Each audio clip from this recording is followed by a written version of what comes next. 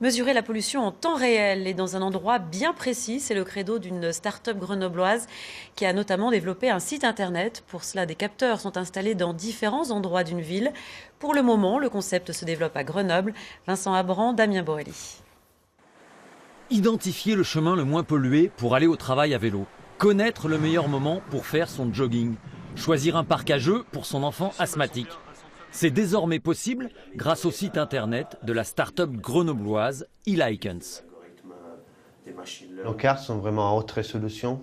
Du coup, on peut vraiment voir les différences, pour exemple, d'une rue à l'autre.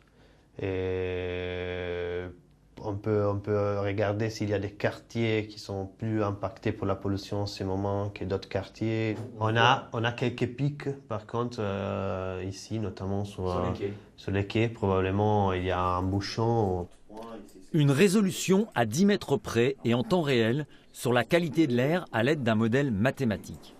Née à Grenoble il y a 2 ans, l'entreprise compte aujourd'hui 15 salariés. Elle exploite une technologie mise au point par le CEA, le Commissariat à l'énergie atomique. Toutes les 10 minutes, des capteurs mesurent et envoient des données. Elles permettent de détecter les sources de pollution imprévisibles. S'il y a à un moment donné un bouchon qui se forme, une source de pollution qui n'avait pas été prévue par le modèle, pouvoir instantanément corriger l'information et rendre cette information disponible aux gens. À terme, ce seront une centaine de capteurs qui seront répartis dans l'agglomération. Grenoble est le premier laboratoire d'e-Likens. Mais la petite start-up est en passe de s'implanter dans plusieurs autres villes françaises, ainsi qu'en Grande-Bretagne.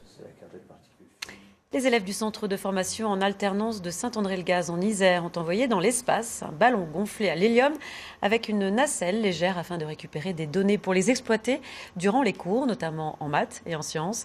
Reportage Maëline Nguyen-Stéphane, Yves-Marie Glo. 2, 1, 0. Lancement réussi. 3 heures avant le grand départ, les élèves en alternance sont en pleine effervescence. Depuis novembre, ils sont une cinquantaine à